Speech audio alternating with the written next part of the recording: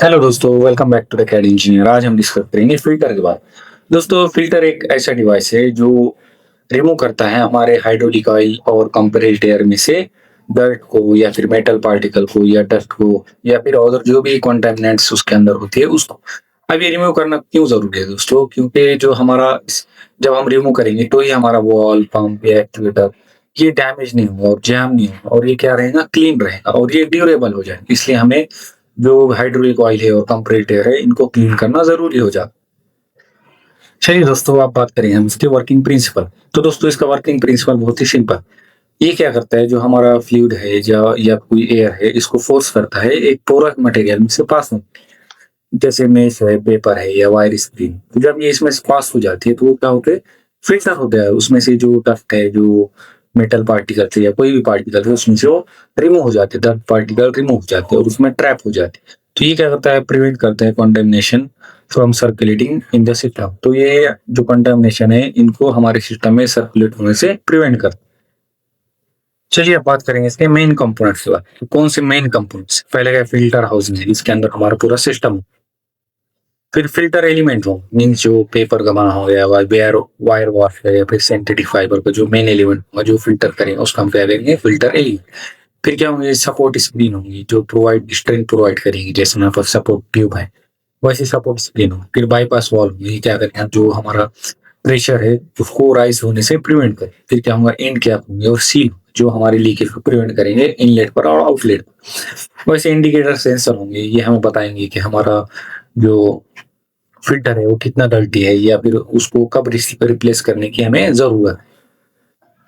चलिए दोस्तों, अब हम देखेंगे कितने टाइप के फिल्टर हम हमारे आसपास देखते हैं जनरल। तो पहला क्या है, सक्शन फिल्टर है, बेस्ड ऑन लोकेशन। पहले बेस्ड ऑन लोकेशन, इसी लोकेशन के हिसाब से हम इसको क्लासिफाई।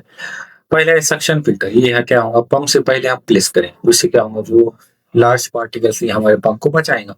फिर क्या होगा, दूसरा प्रेशर। जैसे ये है हमारा सक्शन फिल्टर। फिर ये क्या है, प्रेशर लाइन। ये क्या होगा, हम पंप के बाद और इसको प्लेस करेंगे तो ये क्या है, और जो छोटे छोटे पार्टिकल होंगे वो हाई प्रेशर में इसके अंदर ट्रैप हो जाए। फिर रिटर्न लाइन फिल्टर, ये क्या करेगा, जो हमारे टैंक है उससे पहले हम उसको रखेंगे तो जो टैंक में जो भी फ्लूइड जाएगा तो उसको पार्टिकल से, डस्ट पार्टिकल से प्रिवेंट करें। फिर क्या होगा, ऑफलाइन या बाईपास फिल्टर। ये क्या होगा, सेपरेट स्मॉल पंप फिल्टर है। जो ये क्या है, separate small pump filter oil slowly, जो वेरी हाई क्लीननेस लेवल हमें प्रोवाइड करेगा। चलिए अब जो फिल्ट्रेशन एलिमेंट है उस, उसके ऊपर हम इसको क्लासिफाई करेंगे, मींस मटेरियल के ऊपर। पहले क्या है, स्क्रीन और mesh filter. Simple mesh filter जैसे आप यहाँ पर देख सकते हैं, ये लार्ज पार्टिकल को रिमूव कर। फिर क्या है, पेपर फिल्टर जो आप यहाँ पर देख रहे हैं, ये क्या है, फाइन पार्टिकल, बहुत छोटे छोटे पार्टिकल को ये रिमूव कर सकते। फिर वायर मेश फिल्टर जो आप यहाँ देखते हैं, ये बहुत ही रियूजेबल होते हैं और वॉशेबल। फिर सिंथेटिक फाइबर फिल्टर, ये है सिंथेटिक फाइबर फिल्टर, ये हाई एफिशिएंसी प्रोवाइड करती है और मॉडर्न सिस्टम में ये यूज हो। फिर मैग्नेटिक फिल्टर है, जो मैग्नेटिक फिल्टर है ये जो मेटेलिक होते हैं, तो जो मेटल होगा वो मैग्नेट की तरफ अट्रैक्ट होगा और वो फिल्टर हो जाए, इसलिए इसको हम क्या कहते हैं, मैग्नेटिक फिल्टर। चलिए अब हम इसको न्यूमेटिक एयर फिल्टर देखें, इसके बेस पर हम इसको क्लासिफाई करें। पहले क्या है, कोलेस्किन फिल्टर। तो ये क्या करेंगे, जो ऑयल लीक होंगे और फाइन एरोसॉल्स होंगे उसको हम फिल्टर करके देंगे। फिर क्या होगा, पार्टिकुलेट फिल्टर, जो remove dust and solid component, ये हमारी कार्स में भी लगे होते हैं।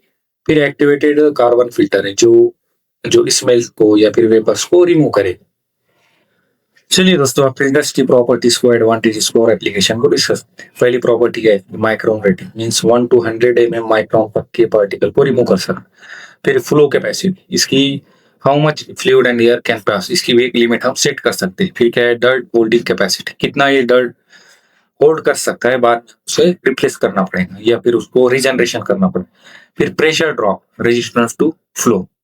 फिर क्या है, प्रेशर ड्रॉप मीन्स ये फ्लो को भी रेजिस्ट कर सकता है, हमें जितना फ्लो पास होने देना है हम उतना ही यहाँ से पास करा सकते हैं। फिर material compatibility, should not react with oil and air, air और ऑयल के साथ ये रिएक्ट नहीं होना चाहिए। फिर temperature resistance, work in hot and cold conditions.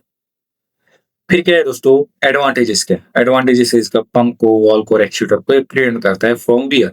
फिर क्या है, life of hydraulic pneumatic system की लाइफ इंक्रीज करता है। फिर क्या है, डाउन टाइम और ब्रेक डाउन को ये प्रिवेंट करता है। फिर क्या है, परफॉर्मेंस और एक्यूरेसी को बढ़ाता है हमारे सिस्टम। फिर क्या है, मेंटेनेंस को रिड्यूस करता है हमारा जो सिस्टम है पूरा। फिर क्या है, फ्लूइड और एयर क्वालिटी को ये बढ़ाता है।